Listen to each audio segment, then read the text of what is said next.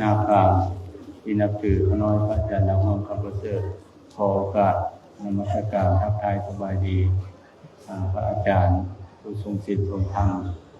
มื้อนี้วัดดงสว่างในบุญกฐินประจำปีตามฮิตของประเพณีธรรมวินัยได้มีชาวพุทธมาร่วมเป็นเจ้าภาพศรัทธาเหตุต้นกันสามัคคีที่มีความศรัทธาอันบริสุทธิ์ต่อพระพุทธศาสนาคือดังพระอาจารย์ได้เป็นจึงขอโอกาสนิมนต์ทักทายสบายดี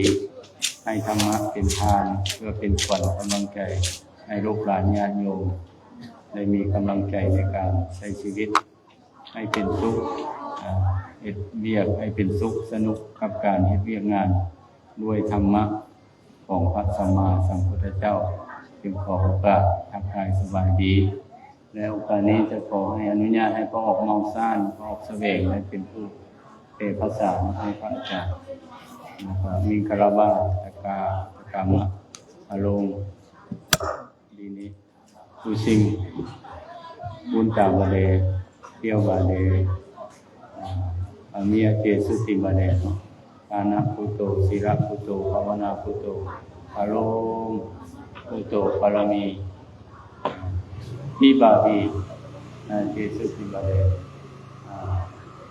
มังคาตยาหอผู้สิ่งตยาไทยพาเอาเยกกาตยาไทยพาเอาเยกกามรเมงตยาไทยเข้าบ่ได้เป็ดโตเดอภิธรรมะตินบาเดสัญญาโดอภิธรรมะอะคุตินบาเดที่ละอภิธรรมะประธานเนาะนิตุปิสโยอรามนาปิสโยว่าได้เนาะนิตุปิสโยพุตโตเวียนมาลาโอดในงานเวียนมาในงานอตุโกโอเคအားလုံးမင်္ဂလာပါให้เพิ่นဒီနေ့ဒီဆရာတော်အကြောင်းမှာကြွားရောက်လာတဲ့အားလုံးဆရာတော်ကိုကြောက်ကြပါခင်ဗျာ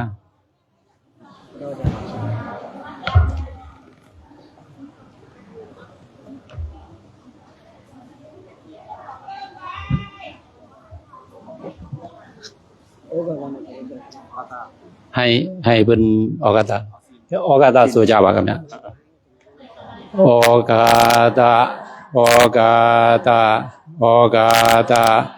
กายกรรมวจีกรรมมโนกรรมตบะโดตาခတ်သိမ်းသောအဖြစ်တို့ကိုပျောက်ပါစေခြင်းအကျိုးငါပထမဒုတိယတတိယတစ်ကြိမ်နှစ်ကြိမ်သုံးကြိမ်မြောက်အောင်ဘုရားယရနာတရားယရနာသံဃာယရနာယရနာမြတ်သုံးပါးတို့ကိုအယိုသေးအလေးမြတ်လက်ရှုံးမွ၍ချီခိုးပူဇော်ဘူးမြောင်မှကြောက်ကြောပါဤစင်မြာအကျိုးကြောင့်လေးပါးကသုံးပါးယံပြရှိပါးယံသူမျိုး၅ပါးဝိပဿနာတရား၄ပါးကျင့်လို့ငင်းတည်ဖြစ်၍မေတ္တရားဖို့တရားနိဗ္ဗာန်ချမ်းသာတရားတော်မြတ်ကိုရပါလို၏ရှင်ဘုရားปัญจศีลาเว้าผิดศีลเลยปัญจศีลาเว้าศีลเลยงาပါးတိလားเว้าไปเลยခံယူပါတဲ့นะโมตัสสะภะคะวะโตอะระหะโตธัมมังสัมพุทธัสสะนะโมตัสสะภะคะวะโตอะระหะโตธัมมังสัมพุทธัสสะนะโมตัสสะภะคะวะโตธัมมังสัมพุทธัสสะโมดันตรณังกิสามิธัมมังตรณังกิสามิสังฆังตรณังกิสามิ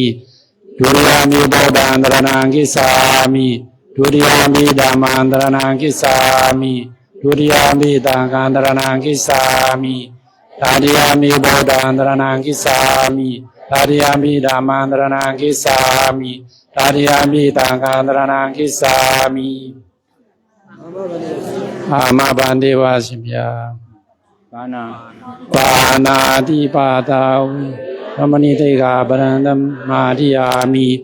อารินาดานาเวรมณีติกาปรันตมาธิยามิกาเมตุมิสาสาราเวรมณีติกาปรันตมาธิยามิมุตาวาดาเวรมณีติกาปรันตมาธิยามิทุราเมรยามิสาปมาทฐานาเวรมณีติกาปรันตมาธิยามิสาธุอปมาทินะสันปติตาติพระอาจารย์เอาเลยว่าทำมาหนึ่งนะครับมาตามสบายเลยบ่น้อยตามสมควรขอโอกาสพระเถระ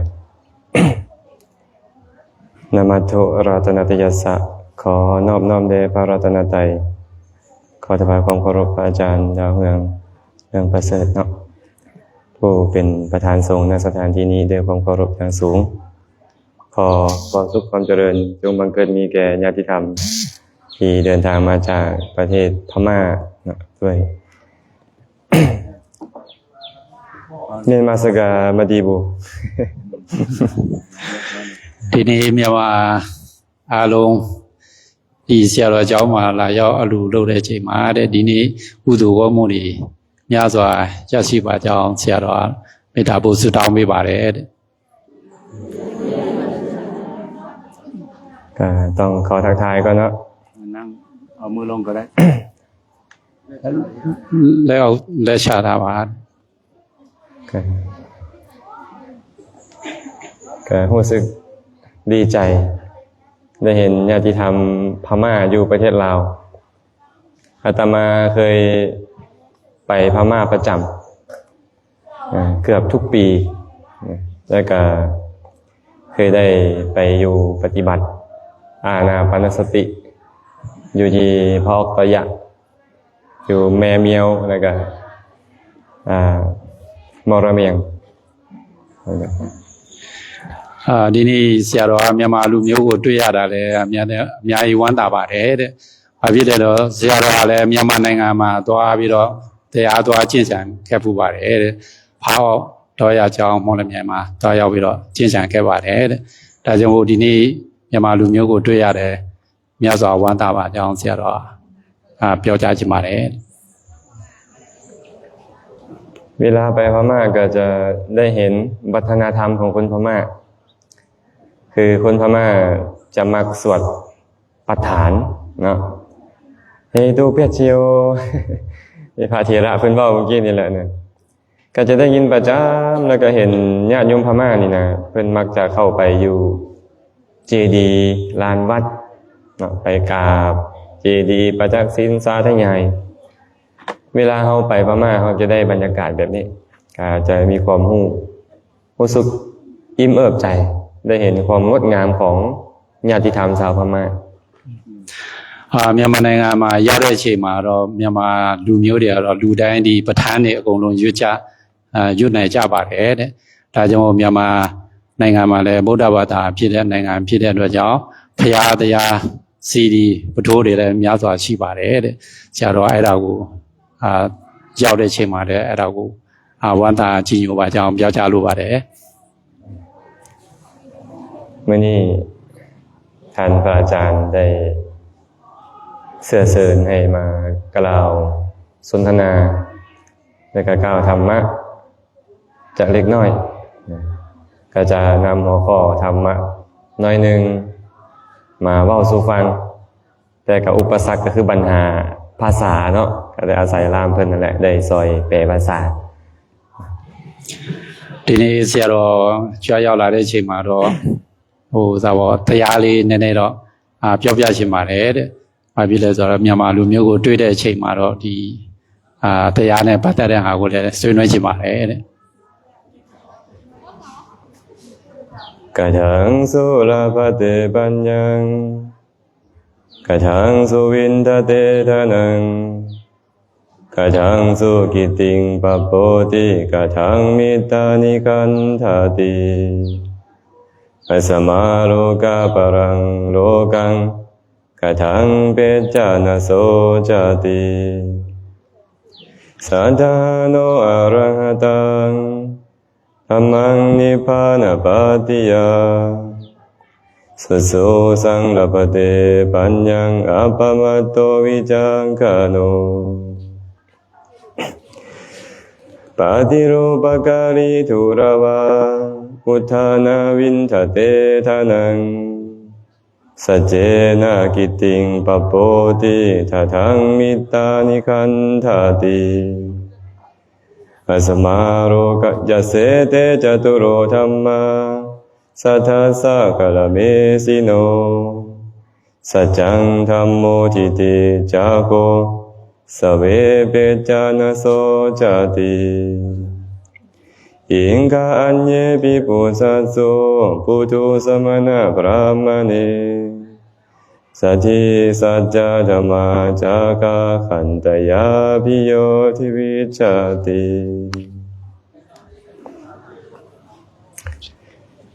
นี่ก็เป็นพุทธพจน์ที่พระสัมมาสัมพุทธเจ้าได้ตัดตอบปัญหาของอาลวกะยักษ์มีปรากฏอยู่ในคัมภีร์สังยุตตนิกายและก็คัมภีร์คุตตกนิกายခုနဆရာတော်ဆိုသွားတဲ့ပါဠိဘာသာတော့ဒီဘုရားရဲ့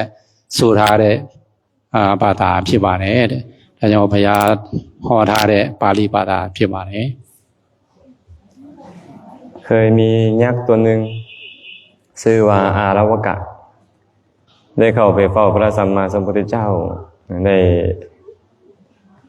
เบื้องต้นนี่จะไปทำให้แต่ด้วยอาศัยพระกรุณาของพระพุทธเจ้าก็เลยเฮ็ดให้ได้มีการสนทนากันหลายปัญหา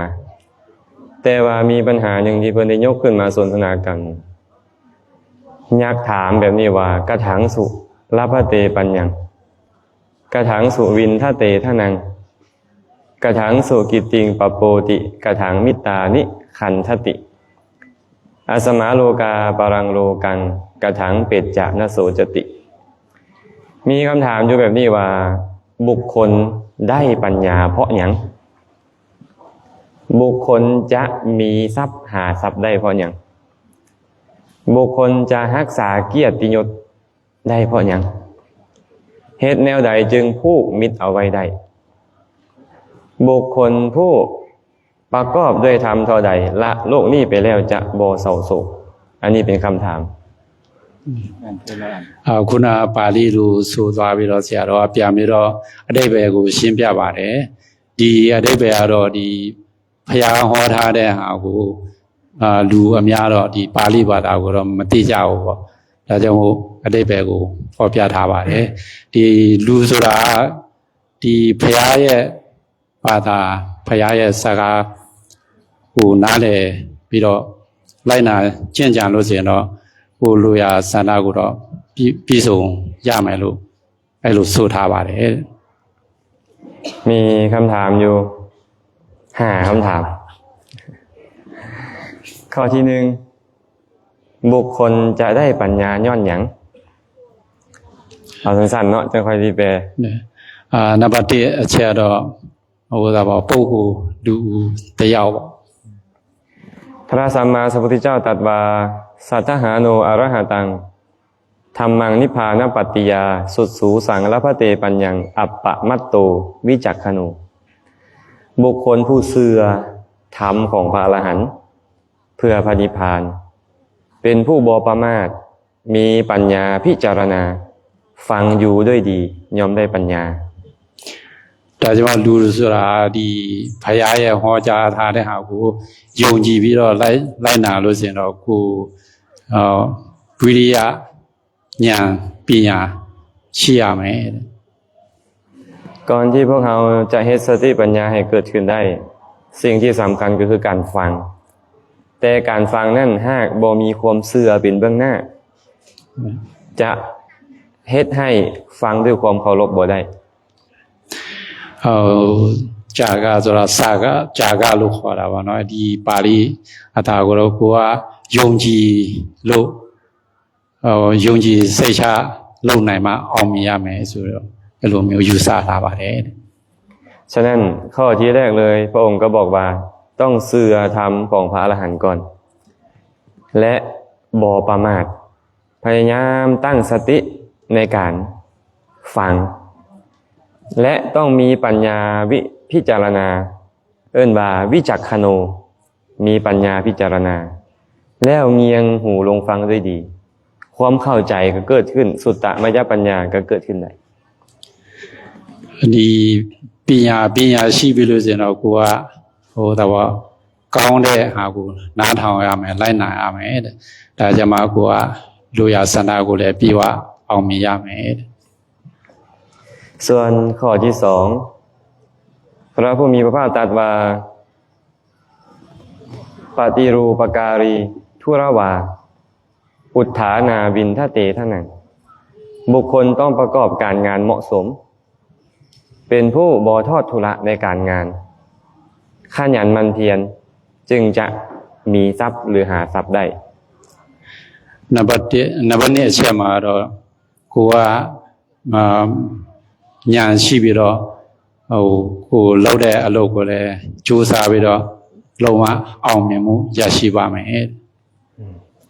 ฉะนั้นพวกเราก็เลยต้องประกอบการงานให้เหมาะสมและบ่ทอดทุระมีปัญญาไปพิจารณาใส่ใจในการงานนั้นพร้อมและความขยันหมั่นเพียรต้องเกิดขึ้นมันจึงจะมีทรัพย์ในการดำเนินชีวิตไปได้ဒါကြောင့်ဒီကိုကြိုးစားလုပ်နေတဲ့ဟာကို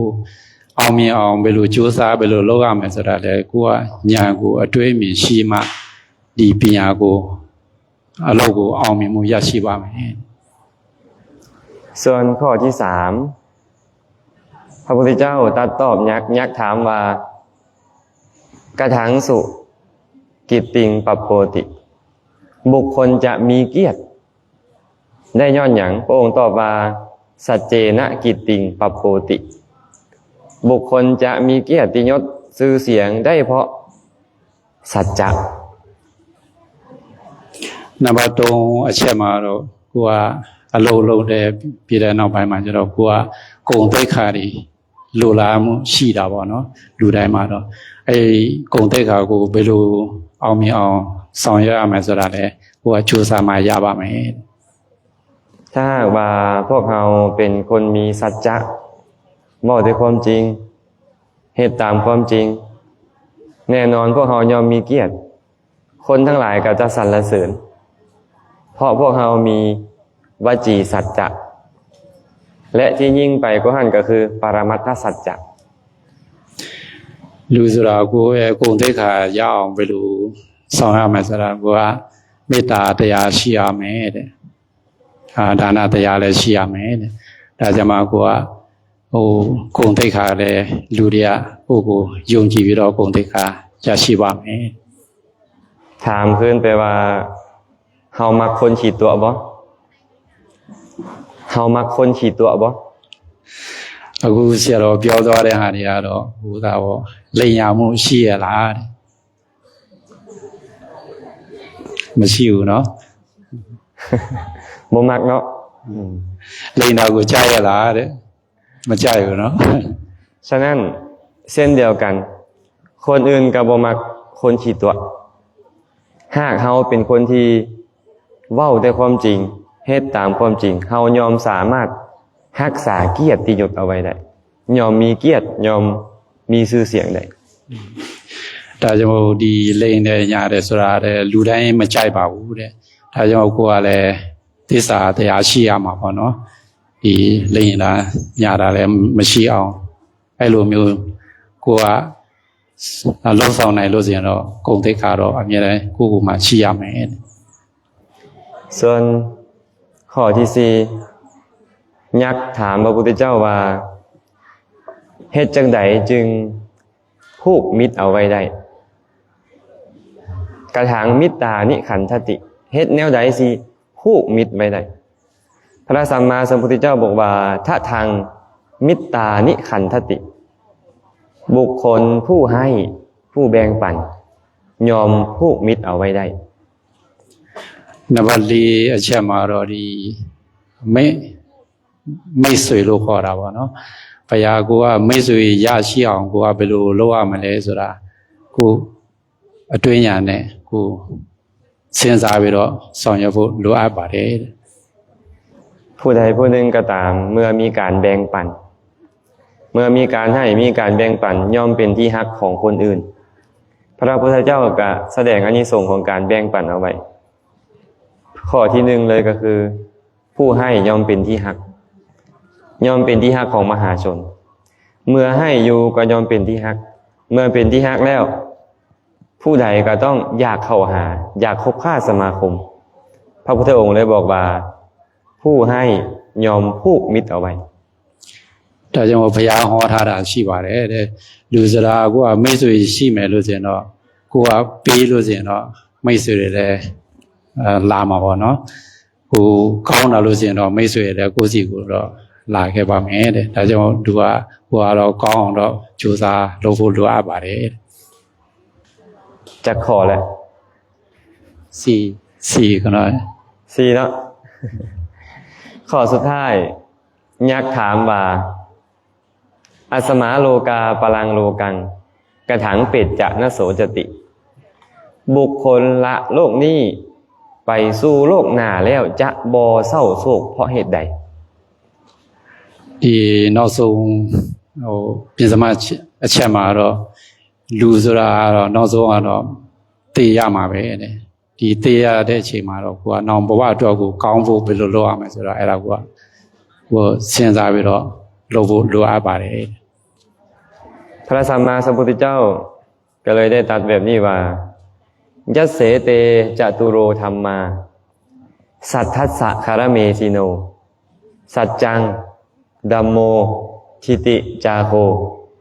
สเวเปจะนโสจติบุคคลผู้มีศรัทธาอยู่ครองเรือนประกอบด้วยธรรม4ข้อนี้คือสัจจังมีสัจจะธัมโมมีปัญญา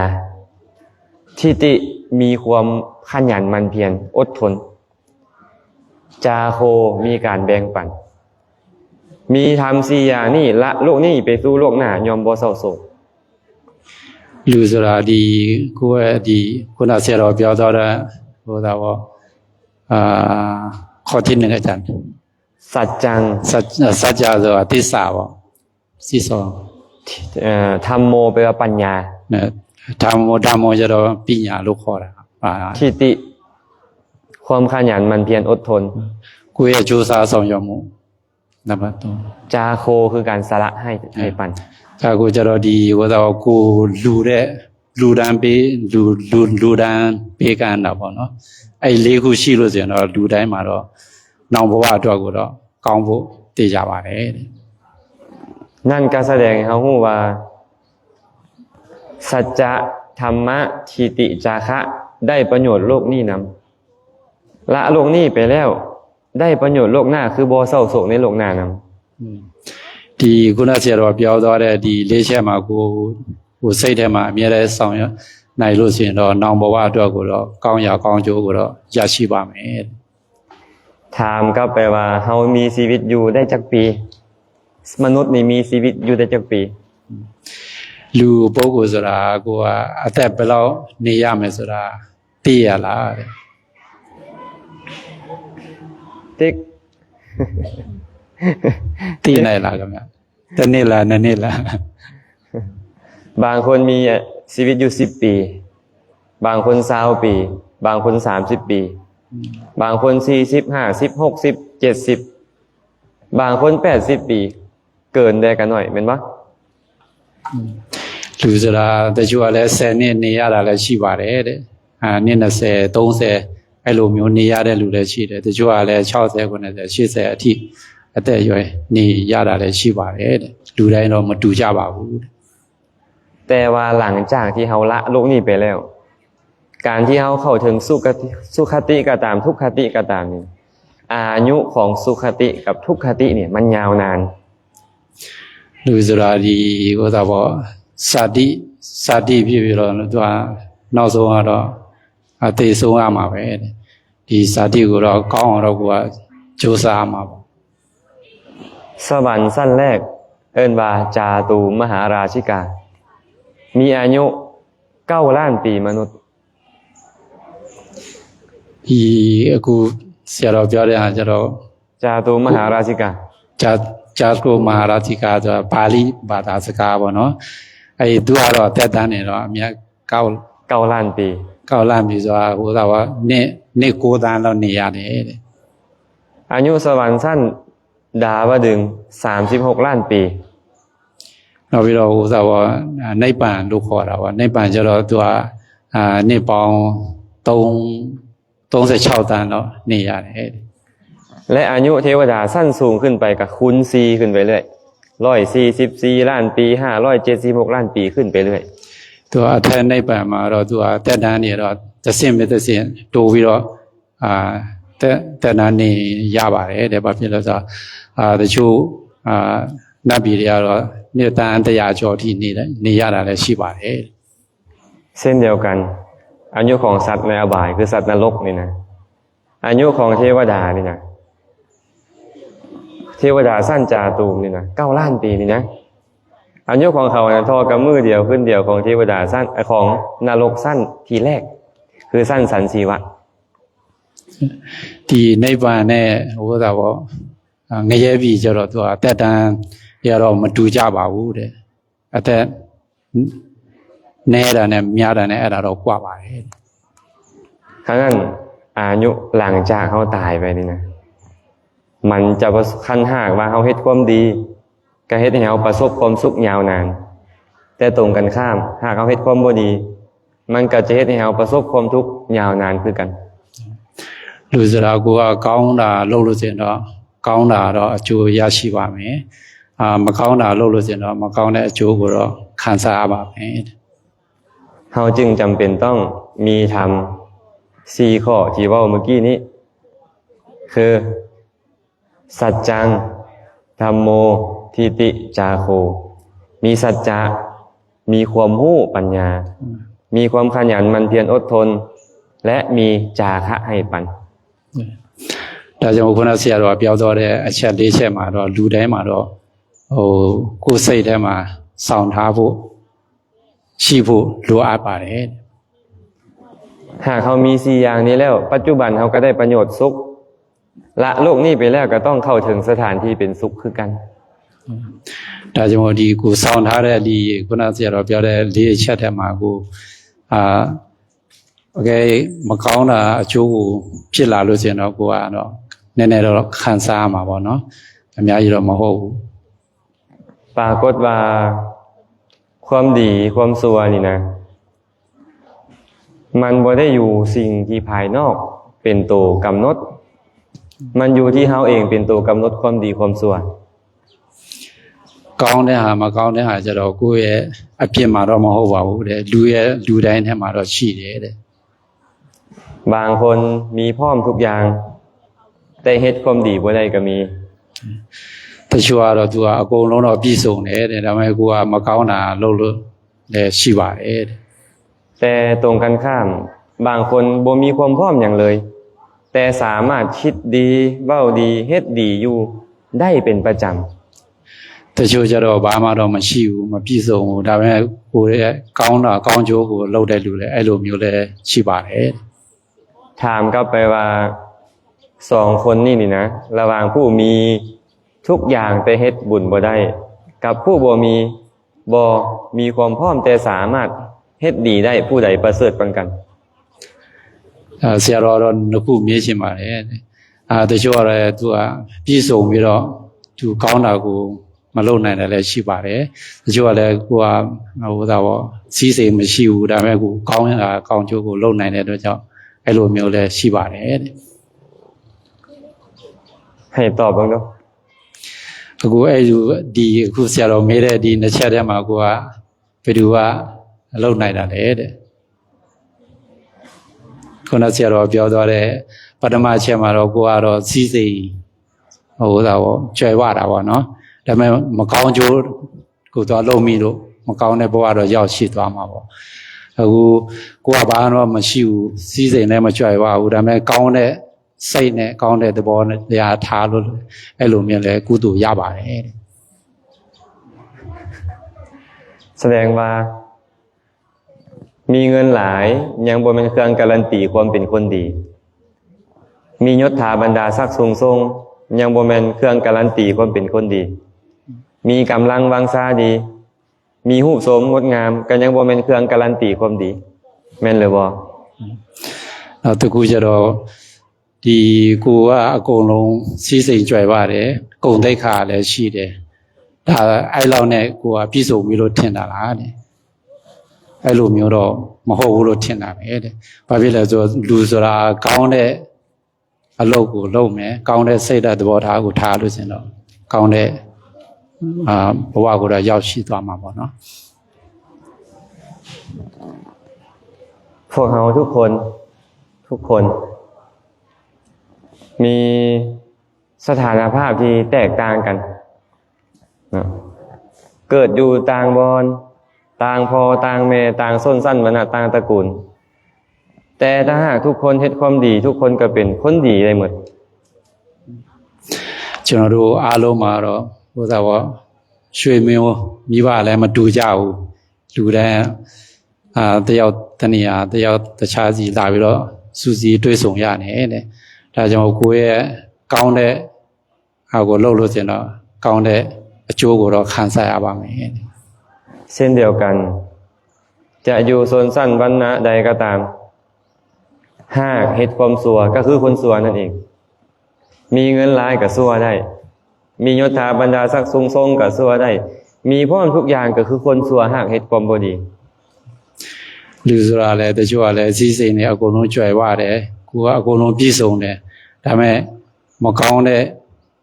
အလုံးမကောင်းတဲ့သဘောတရား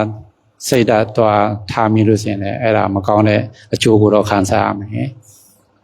และสถานที่ที่คนที่บ่ดีคือคนชั่วต้องไปถึงก็คือทุกขติวินิบาตนรกนั่นเองก็မကောင်းတာကိုလုပ်လို့ရှင်တော့ဒီဒုက္ခပေါ့နော်ဒုက္ခတိဘဝကိုတော့ရောက်ရှိသွားမယ်พระสัมมาสัมพุทธเจ้าเคยได้ตัดเรื่องบุคคล4จำพวกเอาไว้พระสัมมาสัมพุทธเจ้าเคยตัดเรื่องคน4จำพวกเอาไว้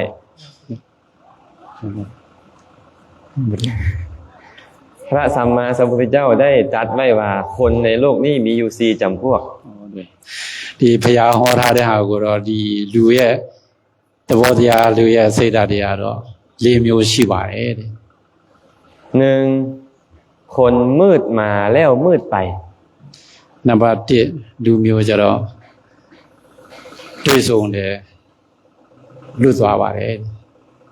2คนมืดมาแล้วสว่างไปရောက်ရှိပြီးတော့ထွက်သွားပါတယ်3คนสว่างมาแล้วมืดไปနောက်ပြီးတော့လင်းပြီးတော့ပြန်ပြီးတော့မောင်းသွားပါတယ်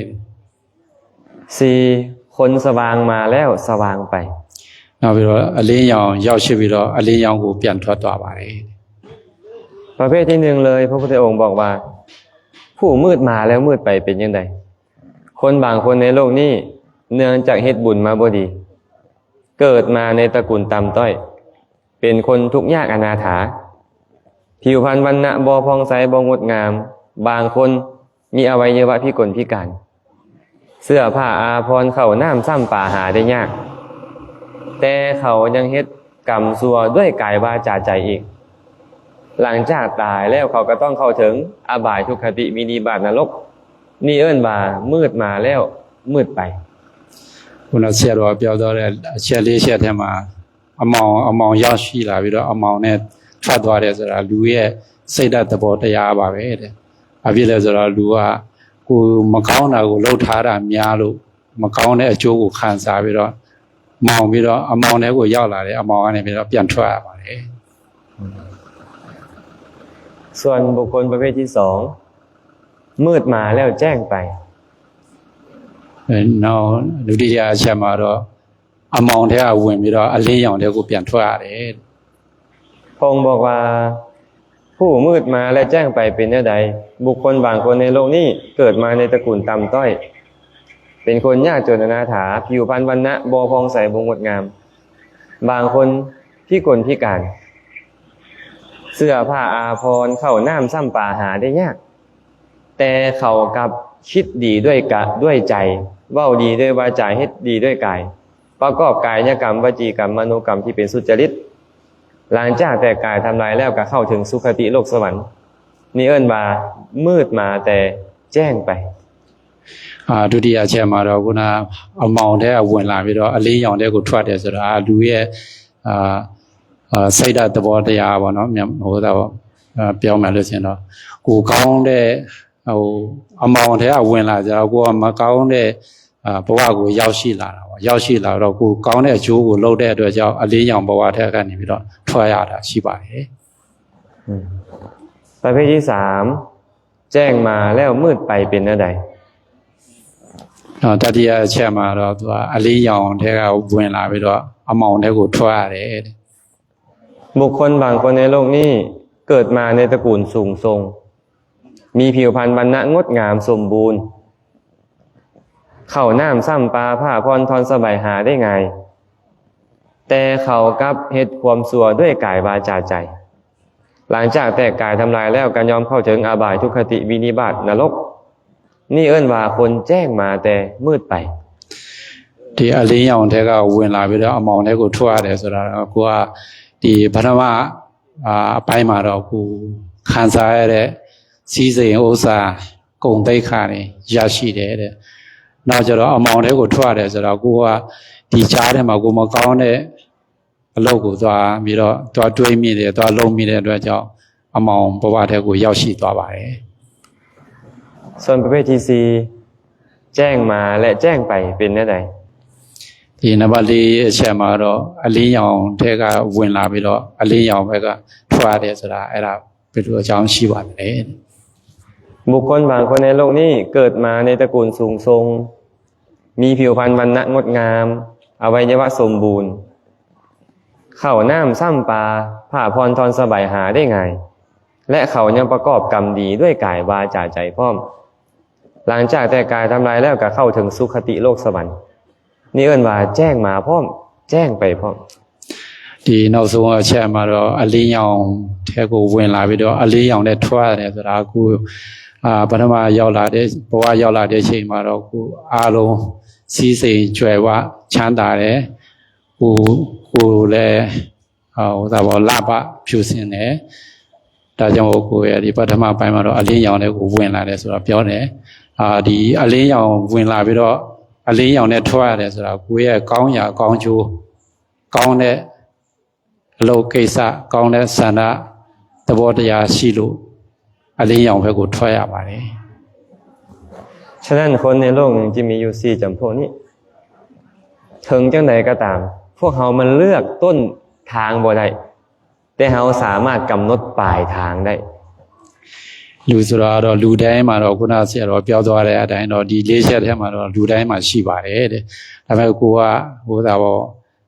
ကိုယ့်အကိုတတ်မှတ်လို့မရဘူးဒါပေမဲ့ကောင်းတဲ့အနာဂတ်အတွက်ကိုတော့ဦးစားပြီးတော့ကြိုးစားဆောင်ရွက်ဖို့လိုအပ်ပါတယ်ถึงเฮาจะมืดมาหรือแจ้งมาก็ตามแต่ขอให้เฮาเฮ็ดเหตุของการแจ้งไปก็พอဒါကြောင့်ကိုကအမောင်ထဲကဝင်လာပြီးတော့အလင်းရောင်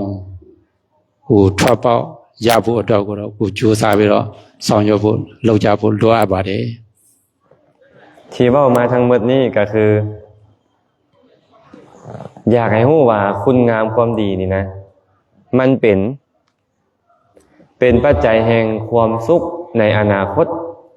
ถึงแม้นปัจจุบันนี้เฮาได้สุขอยู่ก็คือเป็นผลของความดีในอดีตเฮาก็เลยจำเป็นต้องเฮ็ดสิ่งที่จะอำนวยความสุขให้เฮาในอนาคตนั่นก็คือความดีဒါကြောင့်မို့ကိုရဲ့အခုလုပ်နေတဲ့ဟာကိုတော့ကောင်းအောင်တော့လုပ်ရမယ်ဒီလာမယ့်အနာဂတ်အတွက်ကိုပို့ပြီးတော့ကောင်းအောင်ပို့ပြီးတော့အောင်မြင်မှုရရှိအောင်ကြိုးစားပြီးတော့ဆောင်ရွက်ဖို့လိုအပ်ပါတယ် ความดีบ่ได้อยู่ที่มีหลายกุศลคุณงามความดีบ่ได้อยู่ที่มีอีหยังครบถ้วนสมบูรณ์มันอยู่ที่ใจที่คิดเป็นใจที่คิดเป็นคิดให้เฮาเว้าแต่ความจริงคิดให้เฮานี่น่ะมีความบากบั่นอดทนพยายามคิดให้เฮาได้มีโอกาสฟังธรรมให้เกิดสติปัญญาคิดจังใดให้เฮานี่สามารถสละแบ่งปันได้นี่เอิ้นว่าบุญบ่ได้อยู่ที่ความมีพร้อมทุกอย่างဟိုကောင်းအောင်လုပ်တယ်ဆိုတာကိုအကုန်လုံးပြည့်စုံကြွယ်ဝပြီးတော့လုပ်ဖို့တော့မလိုအပ်ပါဘူးတဲ့လူဆိုတာကိုယ့်ရဲ့စိတ်ဓာတ်သဘောထားကောင်းဖို့လိုအပ်တယ်ဟိုကောင်းအောင်ဘယ်လိုကြိုးစားလုပ်ရမလဲဆိုတာကိုယ့်ရဲ့စိတ်ဆန္ဒသဘောထားကောင်းဖို့လိုအပ်ပါတယ်พากันมาที่บ้านดนหรือยังจากบ้านมาดนหรือยังဘယ်ကလာကြတယ်လဲတဲ့ရန်ကုန်လာဘယ်ကလဲကြာပြီလားဟောကြာရောက်လာတာကြာပြီလားတဲ့တနည်းบางคนก็ปีนึงก็มี 7-8 เดือนก็มีก็น้อยด้วยคิดฮอดบ้านบ่โหเองกูตรีใหญ่ล่ะတဲ့แต่ว่าคุณงามความดีบ่ได้อยู่บ้านกุศลคุณงามความดีเหตุแห่งความสุขบ่ได้อยู่บ้านอยู่ทุกทีอยู่ทุกบ่อนဒီဟိုသာဘောဟိုအိမ်ကိုတရိရတယ်ဆိုတာတော့ဒီကောင်းတဲ့ဟာကိုတော့အိမ်မှာရှိတာမဟုတ်ပါဘူးတဲ့အခုလည်းရှိဟိုပြစ္ဆုတ်ပံဘဝမှာရှိတာပါတဲ့เพราะฉะนั้นเนาะอยู่ใส่ก็ตามให้คิดดีเว้าดีเฮ็ดดีเฮ็ดให้กุศลเกิดขึ้นได้ทุกๆบ่อนကိုရောက်ရှိလာတဲ့အချိန်မှာရောက်ရှိလာတဲ့နေရာမှာတော့ဟိုကောင်းအောင်လုပ်ဖို့ကောင်းအောင်ပြောဖို့ကောင်းအောင်ကြိုးစားဖို့လိုအပ်ပါတယ်ก็คือสิบ่มีหยังหลายมีอีกหลายเรื่องก็อยากเว้าแต่ว่าเวลามันมีจำกัดนะพอได้ต้องได้ไปสอนอภิธรรม2 บ่ายโมงบ่เลยบ่ายโมงแล้วบ่ก็สิขอเป็นกำลังใจให้เด้อเป็นกำลังใจให้ญาติโยมชาวพม่าคันมีเวลาก็บอกเพิ่นได้ว่าไปวัดป่านาขามเด้อဆရာတော်လည်းအခုဒီတရားဟောတာလည်းအချိန်တိတ်အကြာကြီးတော့မရပါဘူးတဲ့ဘာဖြစ်လဲဆိုတော့နောက်တနေရာမှာဟိုဒါပေါ့စာတော်ပို့ချဖို့ရှိပါတယ်တဲ့ဒါကြောင့်မို့အခုမြန်မာလူမျိုးကိုတွေ့ရတာလည်းဝမ်းသာတယ်နောက်အချိန်ရလို့ဆိုရင်လည်းဆရာတော်အကြောင်းကိုလာခဲ့ပါတဲ့ဆရာတော်အကြောင်းတော့ဟိုဒါပေါ့တောเจ้าပေါ့တောเจ้ากรรมฐานวัดป่านาขามလို့ခေါ်တယ်အဲအကြောင်းကိုလာလဲခဲ့ပါတဲ့ဆရာတော်ဖိတ်ကြားပါတယ်တဲ့สุดท้ายนี้ก็ขออวยชัยให้พรขอให้ญาติโยมทุกคนมีแต่ความสุขความเจริญปรารถนาสิ่งหนึ่งประการใดก็ขอให้สมดังมโนรสทุกคนทุกท่านနောက်ဆုံးတော့ဒီမြန်မာအားလုံးကိုယ်စိတ်နှပြချမ်းသာချမ်းသာကြပါစေကြောင်းဆုမွန်ကောင်းတောင်းအပ်ပါတယ်ဆာขอการทำนองพม่าให้ต้องอาจารย์ทำนองบ่ได้ทำนองอาจารย์ว่าภาษาบาลีขอการเด้อสัพพิติโยวิวัชชันตุ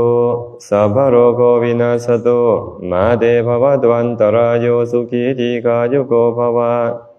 อาภิวาทนาสิริสานิจังวุฒาปจายโน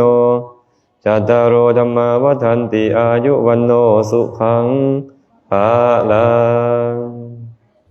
สา